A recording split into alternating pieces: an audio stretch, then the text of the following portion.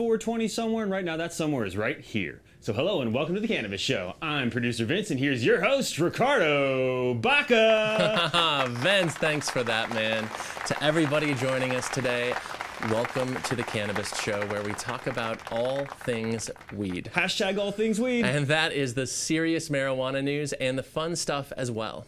In fact, if you pop onto the site right now, that is thecannabist.co. You can read stories about a new type of marijuana license in Colorado. Vroom, vroom, beep, beep. About some very real movement in Ohio toward legal medical marijuana. Very, really, again. And about the impact of Colorado cannabis on Oklahoma's court system. They don't think it's good. Vince, dude, how are you doing? You know, Ricardo, I'm great. I spent last weekend finally making it west of Loveland Ski area here in Colorado, and you know what? This state's really beautiful, dude. I fell in love with it all over again. I think you're going to see a little bit less of this face around Denver in the coming future, man. How are you? Jeez, man. Well, that's kind of the point. You know, you moved to Denver to get out of Denver and see this beautiful state. There's mountains here, man. I know. It's incredible, dude. Everything's good. I myself have planned a couple camping trips. Looking forward to that. But Excellent. Other than that, getting ready for a different kind of trip, leaving the country for a little bit. But we're taping extra Cannabis shows.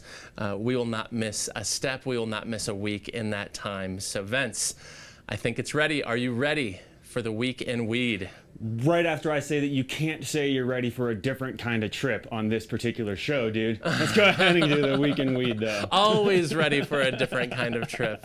Okay, let's start this week in weed in our own backyard. That's Denver, Colorado, where 5 men hold 13% of the city's total marijuana business licenses.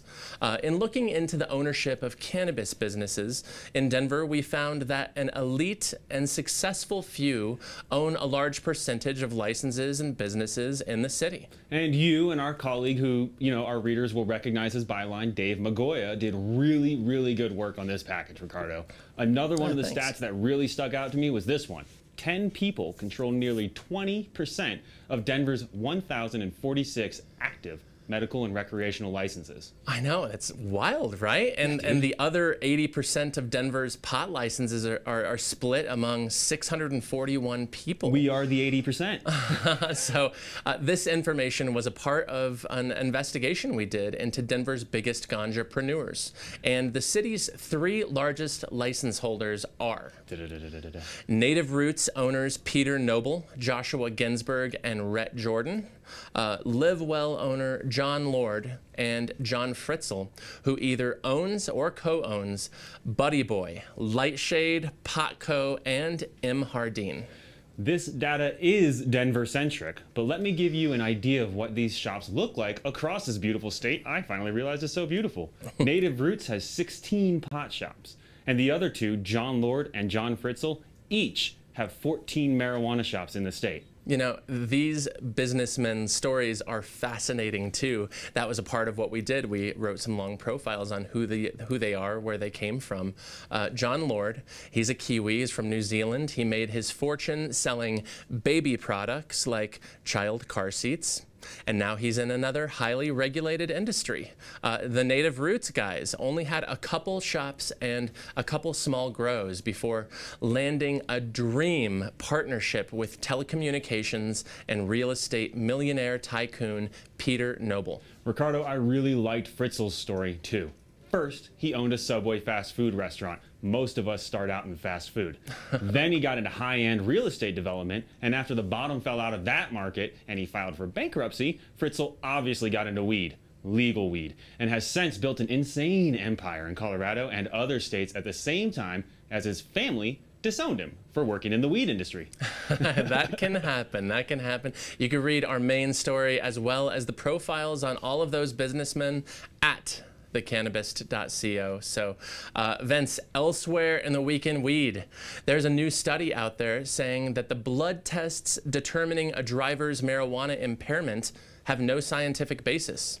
The study was commissioned by the U.S.'s largest auto club, that's AAA, and it calls for scrapping these laws, which exist in 6 states, including Colorado and Washington. And Ricardo, this is another one of those interesting reads that I'm always finding on our site. As we've talked about on this show before, These marijuana test limits are incredibly controversial, in part because THC stays in your system way longer and radically differently than alcohol does. You know, AAA's Safety Foundation says it's not possible to set a blood test threshold for THC that can reliably determine impairment. The foundation recommends replacing these laws with ones that rely instead on specially trained police officers to determine if a driver is impaired, and backing that up by a test for the presence of THC rather than a specific threshold.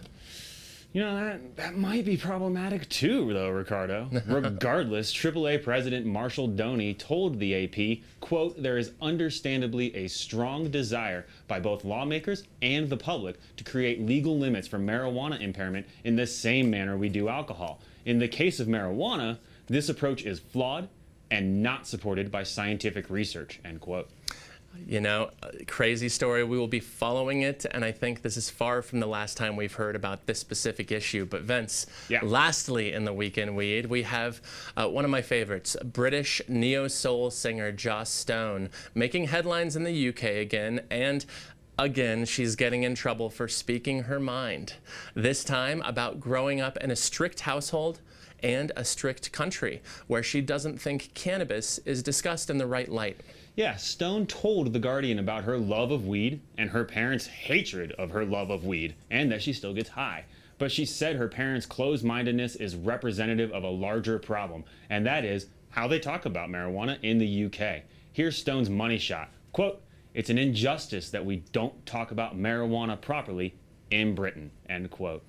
You know, and talking about weed properly is a precarious line to walk. You know, you don't want to demonize cannabis and repeat the many lies that have been told about this drug even recently. But at the same time, you also want to realistically address marijuana's potential dangers and addictiveness, which is, of course, much lower than the addictiveness of alcohol, nicotine, heroin, and many other drugs.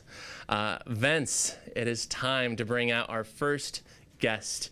And in fact, he was one of the most powerful marijuana regulators in the country as Colorado entered the recreational era. It's my pleasure to welcome to the stage Colorado Department of Revenue's Louis Koski to the Cannabist Show. Hey, man. Hey, thank you. Yeah, pleasure. Good to see you again. Thanks for coming on the show. I can't believe this is your first time. It is. Oh man, I think this is episode 60 or something. So about time we got 62. All right, there you go. Louis Koski, sativa or indica? Where are you at, man? Beer.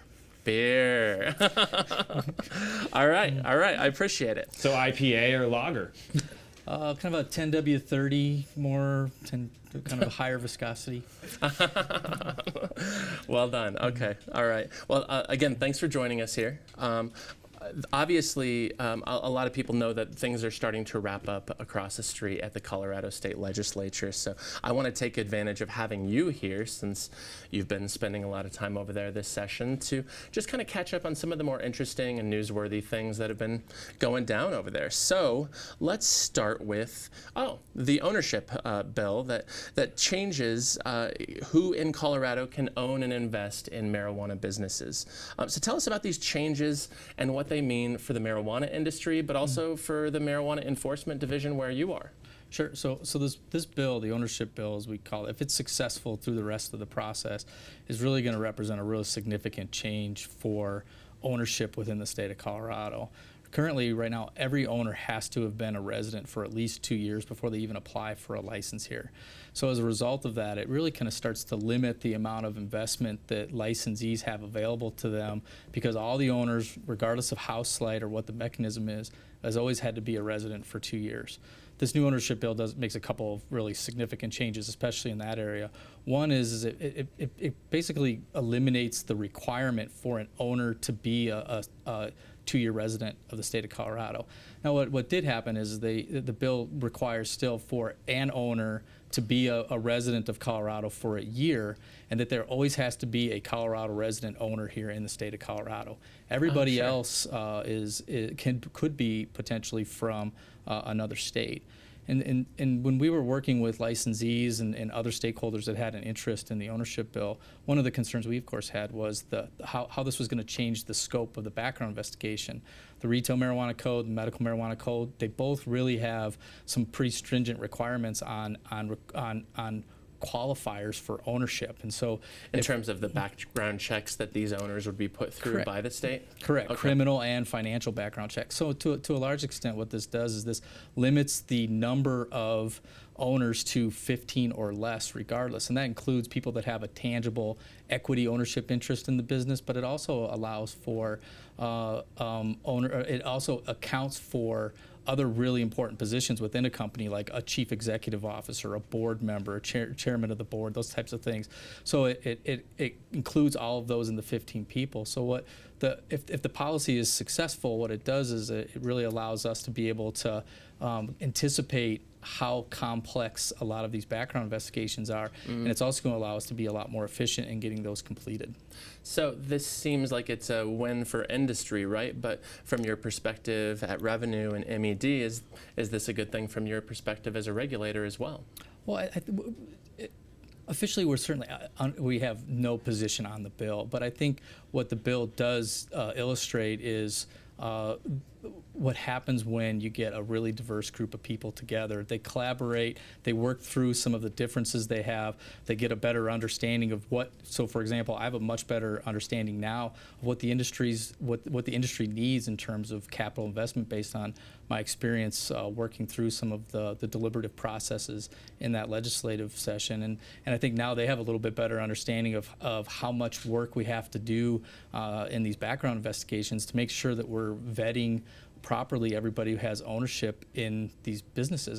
It's always been one of our regulatory goals, and the one that's really central to this issue is we have an obligation to do everything we can to ensure that the criminal element is not infiltrating into the regulated community. And this bill kind of strikes a balance that allows owners to have more access to capital and investment from outside the state of Colorado without really compromising our ability to make sure that we can still do proper due diligence on all the new owners coming in.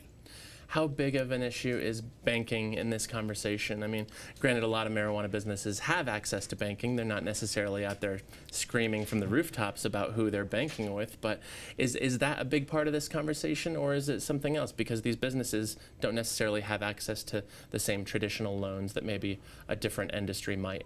So that's exactly right. The banking was certainly present in all the conversations we had at the legislature. Not less so because of the lack of accounts, and more so because, like you said, there's some limits on the type of investment that our licensees could get because it was really restricted to owners that lived here in Colorado. And where that probably worked through the first couple of years, a lot of those capital resources that were here in the state of Colorado, none of which are banks, were starting to become limited according to what we were hearing from licensees. And so this bill does allow for other types of investment other than just banks, but it allows for, it opens up other resources from outside of the state. Oh, okay. And is it possible to be able to tell right now if that's going to pass or not? Do you know how people are voting and how the governor feels about it, or?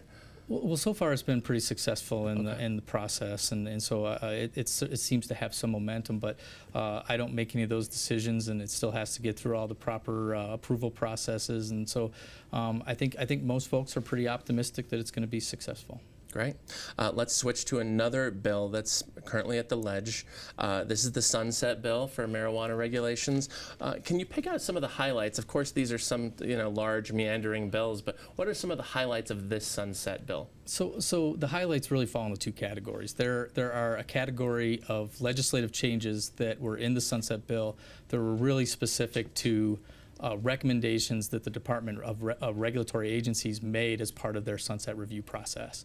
And for a couple examples of those, probably the most important one is that one of the main purposes behind the retail sunset is to determine whether or not the code should continue forward. And so one of the recommendations is that the retail marijuana code should continue forward. So that was one of the recommendations, but it also made some other recommendations to include a transporter license, which I think you all discussed a little bit earlier, right, and an operator license, which will help in really two different fronts. One, it'll have much better accountability on product as it's being transported by currently unlicensed companies with licensed occupationally badged employees. So there's been some vetting done on those companies, but this one will really establish a licensed premises for them. All the transportation will be done through our inventory tracking system and those kinds of things. So it was important addition, or it was an important recommendation that came out through the sunset. Now the second category are ones that came through amendments, and I lost count of how many amendments that there were proposed during the legislative process. I want to think it was close to 20, maybe more. Oh wow! But there were a few that made it into the bill that I think is continuing to advance forward, and I think probably one of the biggest ones that changed is the quarter ounce requirement, no more than a quarter ounce for an out-of-state customer is if this bill is successful, is going to change to 1 ounce across the boards for everyone. So that's probably one of the more significant changes that you'll see. Now, from a rulemaking perspective, one of the changes that happened in there is it takes that really long list of labeling requirements that were in statute, and it essentially delegates that authority to do labeling to the state licensing authority, which is the executive director, Barb Roll, of the Department of Revenue. Oh, okay, sure. A couple of interesting things there I want to touch on. Can you talk about the need for this? I forget what it's called. Is it a courier license or something like that? I've just talked to business men and women in corners of this state like Durango and Telluride. This is 6 to 7 hours drive from Denver. When they talk about maybe they have a MIP attached to their shop and they're trying to deliver edibles throughout the state, and they would complain about certain restrictions in terms of it couldn't be stored overnight at an unlicensed facility. So why was there a need for this extra license? Do you think that this is going to help this marijuana economy that you've helped build? Well, so as we continue to evolve, we find areas where we probably need to regulate a little bit more. We saw that last year in edibles rulemaking, and then there's also areas where we maybe could be a little less restrictive.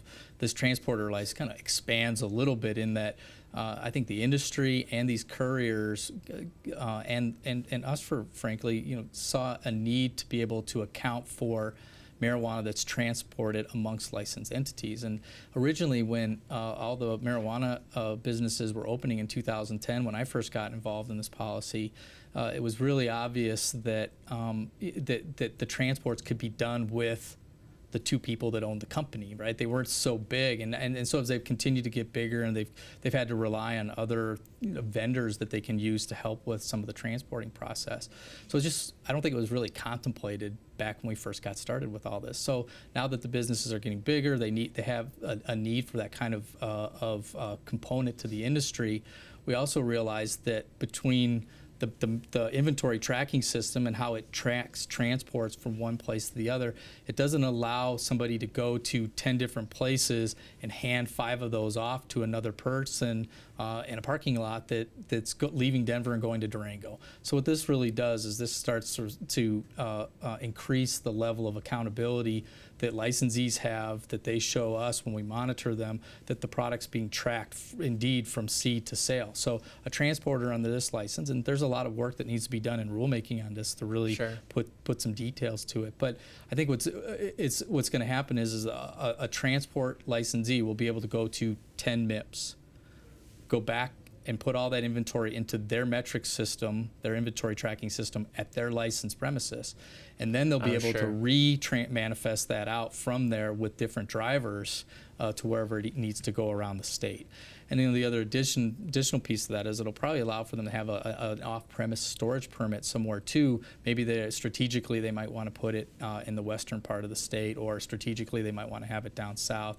But however they decide to do that from a business perspective, I think the real win on this type of policy is that we have better accountability on the product, and I think everybody's asking for it.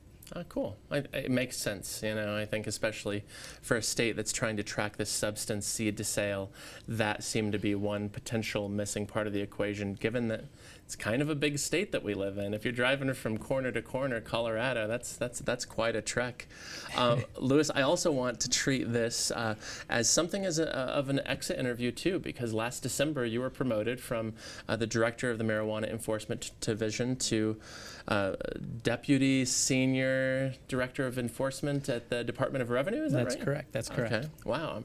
I did not expect to remember that, your new title. But I just want to know, especially since you were the guy leading the m.e.d. in this transition that was historic and so well documented, from medical to the world's first recreational market, what's really going to stick with you from that experience? Well, first of all, I think it's important to know that I'm still going to be pretty actively involved. Part of what made the m.e.d. successful was the close working relationship that we had with the executive team at the Department of Revenue, one of which is Ron Camerzel, who's the Senior Director of Enforcement, who's my boss. Right. And then Barb Broll, who's the Executive Director of the Department of Revenue and the State Licensing Authority, has had really high expectations for this program, and as a result of that, and her leadership, she's really driven us to really excel at what we do. And even though I'm transitioning to the Deputy Senior Director of Enforcement, which I agree is very verbose, is transitioning to that, you know, Barb and Ron and I are still going to be really actively involved with helping Jim as he transitions into this role. And Jim Burack, the new director, the new director of m.e.d. Yep. As he transitions into it, we're gonna have that same type of relationship where we're working really closely together, really supporting the program, so that the program can be as successful as it can be. Now, having said that, you kind of asked me what's going to stick with me. Yeah, sure. Well, one is that this has just been an incredibly fascinating area of public policy to be involved with. It really doesn't matter where you fall on the policy side of this, whether you're pro or against. It's really been just absolutely rewarding to be part of this, really from the ground up and going forward. Because we've really been in such a unique position where, as a government agency, we were writing the first set of rules for anybody. So it was very challenging work. It was very rewarding work. We've also learned a lot about how government agencies can be innovative and really reach out to other government agencies and partner with them.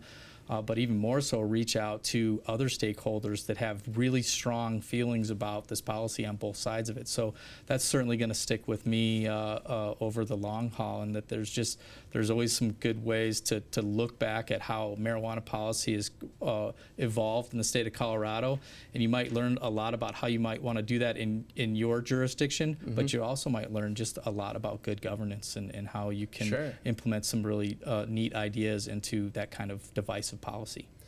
I'm curious what you have to say about this. Is there any equivalent to this job and what your responsibilities have been in modern state-level government, you know, to implement an entirely new system that really didn't exist at a retail level before this? You know, I can't think of anything. Maybe back, you know, 100 years ago or so, when Prohibition ended and they started working on some regulation. And I think it's kind of interesting to draw some parallels with that, because here we are a long time since that day occurred, and we're still seeing new legislation every year at every, you know, General Assembly in the United States, probably. And so, you know, I think that's probably the closest relationship that I can think of.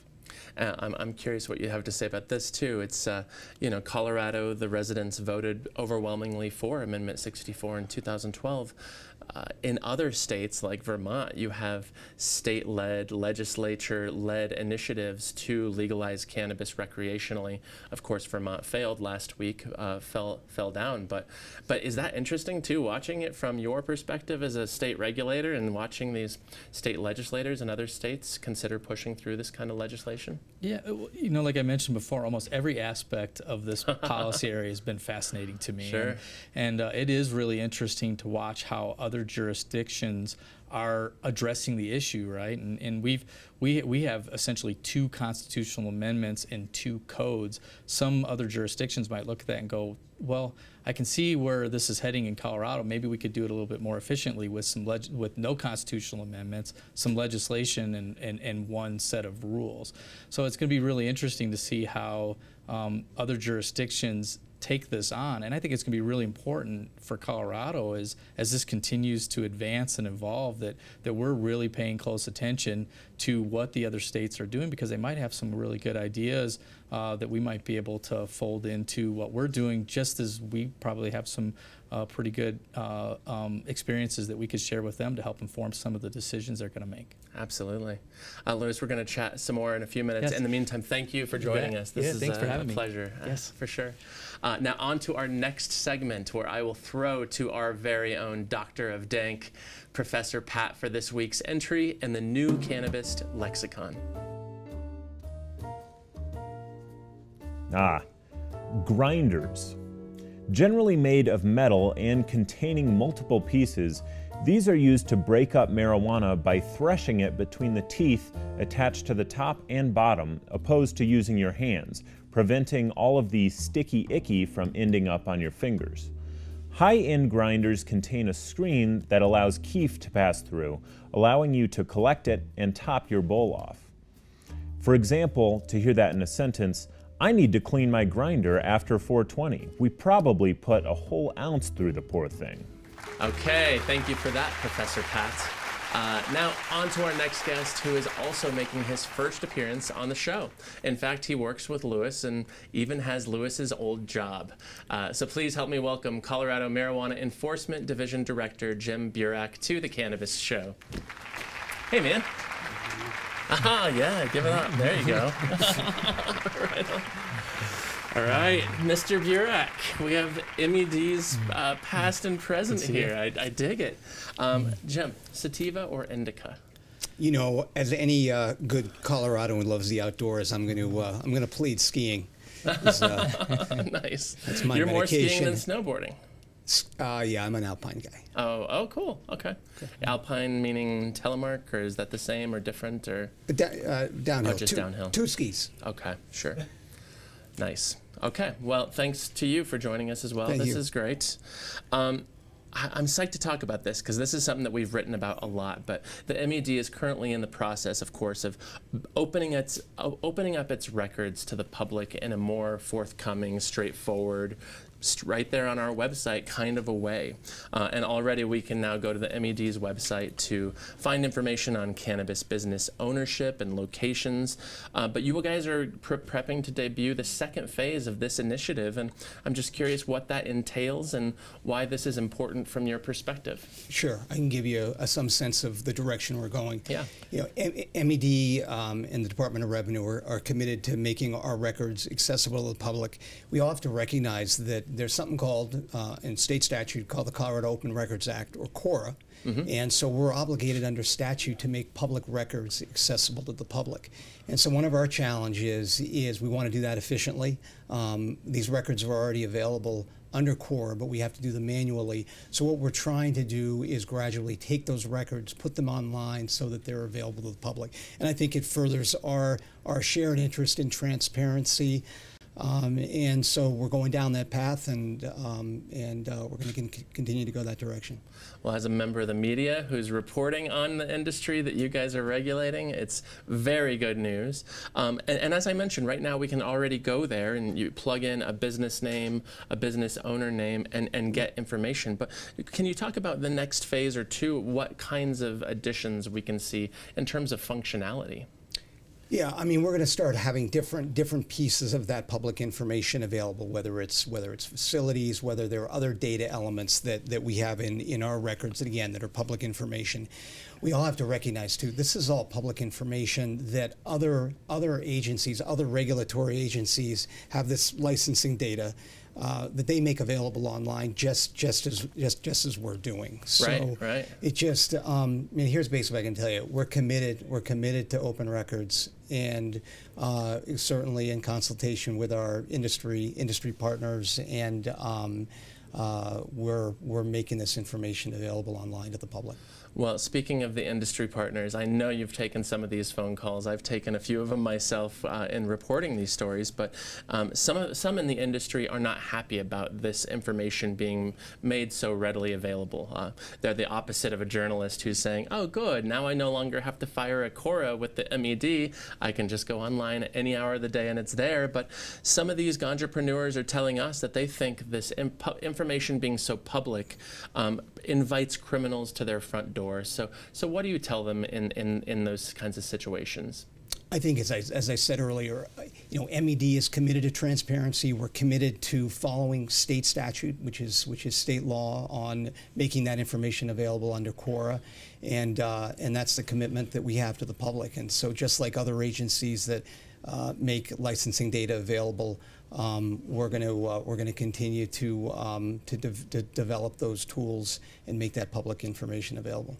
And one thing I've told, whether it's a colleague who makes edibles or somebody who owns a couple shops and they're grumpy about this new rule, I tell them, typically cannabis businesses want to be treated like all the other traditional, all the more traditional businesses, and so this is a part of that because, I mean, can you talk about that? Other regulated businesses, whether it's liquor stores or casinos, I mean, this information is publicly available in a similar manner, right? Absolutely, and that's in fact throughout the enforcement group, over which my new boss has responsibility, shared responsibility. This is common practice, but certainly not just for enforcement within Department of Revenue, but indeed whether it's Department of Regulatory Affairs. There are multiple examples if one were to look across the state of Colorado government. One thing we should mention is of course, our website, colorado.gov/revenue/m.e.d. for us. But that is a great resource for folks to find a lot of information. And I would encourage people to go take a look. Oh, great. Yeah, absolutely. I'm on there weekly. Jim, something else is interesting happening over at the m.e.d. I've talked to some of your colleagues, and she let me know that you guys are stepping up your underage compliance checks.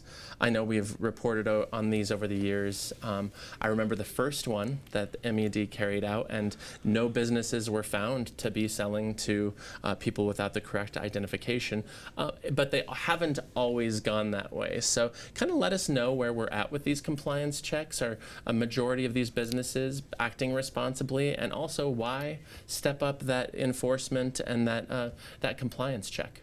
Right. I think it's worth providing a little background on underage compliance. One issue, of course, is it's Amendment 64. This is the expectation of the state of Colorado and its voters under Amendment 64. And secondly, that we're going to keep marijuana and do what we can to keep marijuana out of the hands of children and those under 21.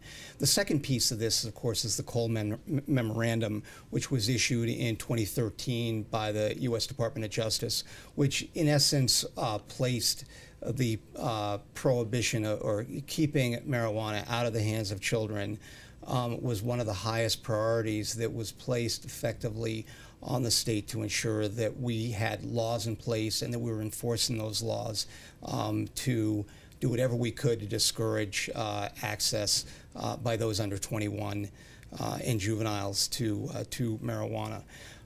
So that sort of explains the background for that. That is, ultimately the most important priority for m.e.d. is public safety, and I think we would all agree as that. Keeping marijuana from kids is critical. That's the expectation. And so underage compliance, particularly operations where we go out and check licensees to make sure that they're following the law, that's something we've done diligently. It's something we're going to continue to do. We've done hundreds of operations across the state.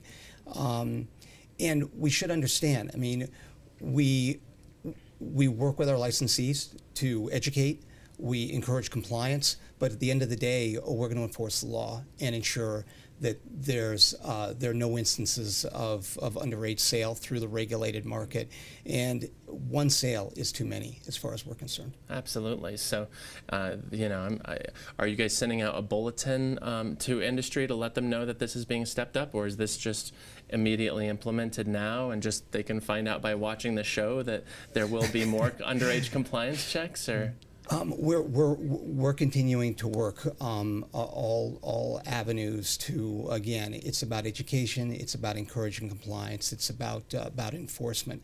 But you know, fortunately, I think folks in industry understand the absolute critical importance of this area that for public safety, and I'm confident that we're going to address this issue over the coming months.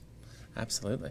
You know, I asked Lewis what kind of is going to stick with him from having m.e.d. director title, and you know, I know you've only been in the position for a few months, but how are you enjoying it so far? Are you is this a fitting spot for you, and are you enjoying your experience there in this capacity?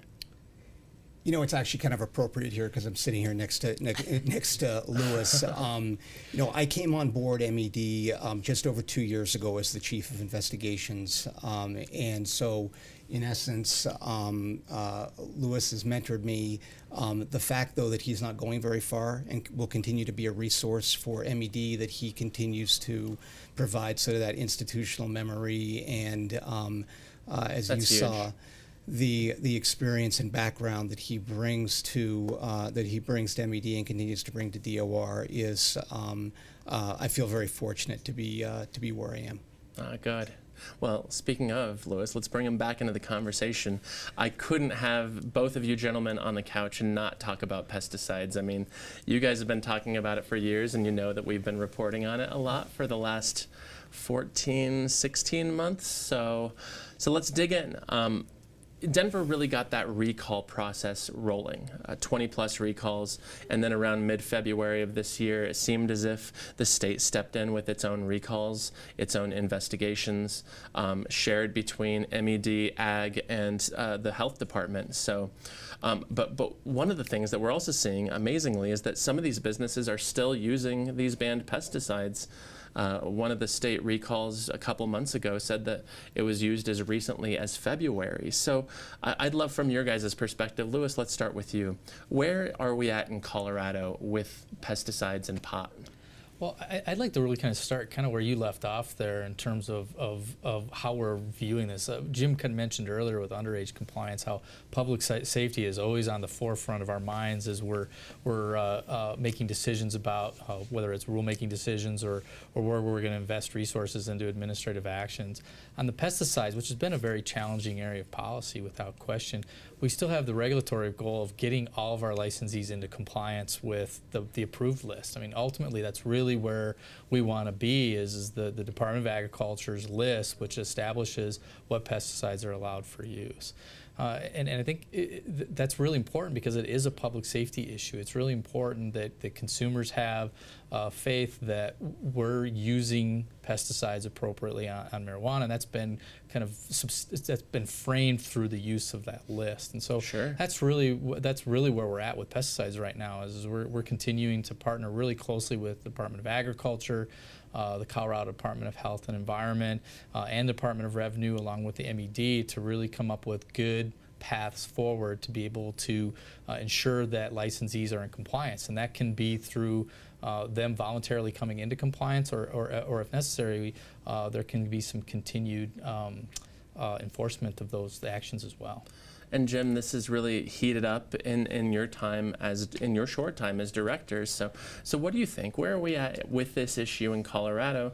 Some of these, I would like to think that a majority of the operators and license holders are aware of what's happening, but some are still using these products as recently as 3 months ago. So, you know, here's what I think I can tell you is, I think we're making progress on the pesticide issue.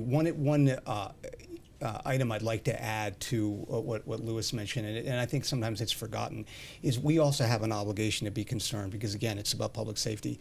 It's about the safety of the workers in the industry, all of whom, as you know, we license and are in the industry, but we're concerned about worker safety and their exposure in the workplace to unapproved pesticides. So that's just another facet of our concern, and why I think we share a certainty that we're going to make progress on this, because we all understand that we're committed to worker safety as well as product safety. Yeah, it's not only about the end use, the end consumer who's using that bud or edible or concentrate. It really is also about the application of the pesticide and who's around the application of the pesticide, and if it's having a potentially negative effect on those employees of these businesses. So yeah, and I think it also suggests why it's so important that m.e.d. partners with our other regulatory partners, as you mentioned, Department of Agriculture, Department of Public Health and Environment, and then our local licensing authorities, who play such a critical role in helping to regulate the industry as well. Cool. I appreciate both of you being here. Of course, we close every episode off with a pot quiz. Going to test you on your current events knowledge and trivia. Louis, we're starting with you, and this is how it works. If you get the right answer, you get the point. If you get the wrong answer, Jim, you can go for the steal and steal the point. So, Louis, what Australian state, home to Sydney, applied with the federal government for a license to grow medical marijuana last week? Victoria? No. Jim, for the steal. New South Wales. New South Wales is the right answer. Tricky Australian states. I have a better idea of like Australian states than Canadian provinces. Yeah. My wife kills it on Jeopardy with Canadian provinces, and I'm lost. And that's ridiculous, because they're Ricardo, we do understand that Mr. Koski is my boss, right? So and you just stole a point from your boss, Jim. Why don't you see if you can give the next one to him? Someone's working late. All right, Jim, this next question's yours. Legalization advocates rallied in Halifax, Canada last weekend by repeating what familiar pro-cannabis refrain? And here's a hint. It's also the title of a very popular children's book about cannabis. I was hoping you were going to ask the province. I could have answered that. Louis, this is yours. You don't. You have a guess? It's what were they chanting? What were they saying? And it's also the title of a popular children's book about marijuana. I have children, but I don't think I have this. This text. Yeah, this isn't on the. All right, Louis, for the steal. Yeah, you know, I have no idea. I didn't even know there was a children's book about cannabis. Okay, yeah. Now you know. I didn't know that either until I got on this book, on this beat. But it's called, and they were saying, it's just a plant. That easy. Who knew? Yeah, it was written, the children's book, I think, was illustrated by the same children's book illustrator who also did the drawings for another children's book called Go the F to Sleep. And F is, of course, standing in for another word. But Louis, we're going back to you with another question. All right, so legal marijuana has seen the creation of gluten-free edibles and organic-like growing standards. But rabbis in New York and Illinois are now giving cannabis a different kind of certification. And what is that? Kosher. Kosher. All right, that is a point. 1-1. But you have the point. You have the chance to win this right here, Jim. Yeah, I think I may throw it. But go ahead. Legal marijuana prices across the U.S. are A, going up, or I'm sorry, A, going down, B, going up, C, staying the same. Is there a little tune or anything like that as I think through this? This is a low-budget show, Jim. We gotta work. Okay. And plus, all that's in post. Very well. I'm going to say recently about going down slightly.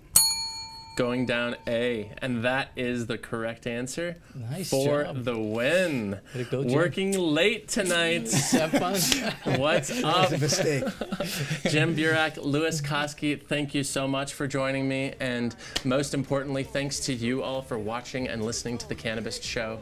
If you're listening to this podcast, please hit that subscribe button if you haven't already, and as Kelly McEvers says at the end of every embedded podcast, which I am obsessed with, and you should be too, you reviewing our podcast matters, so leave a review on iTunes. Thank you. I'm Ricardo Baca, joined by producers Vince, Eric, and Pat. Have a great day, everyone. We'll see you next week. Good work, guys. I'm allowed to lose, I choose to win. I'm all in, I'm calling any posse you'll be raising at the end. I say it again, ain't afraid to get in. I be going for the jackpot with aces in my hand, I'm raw.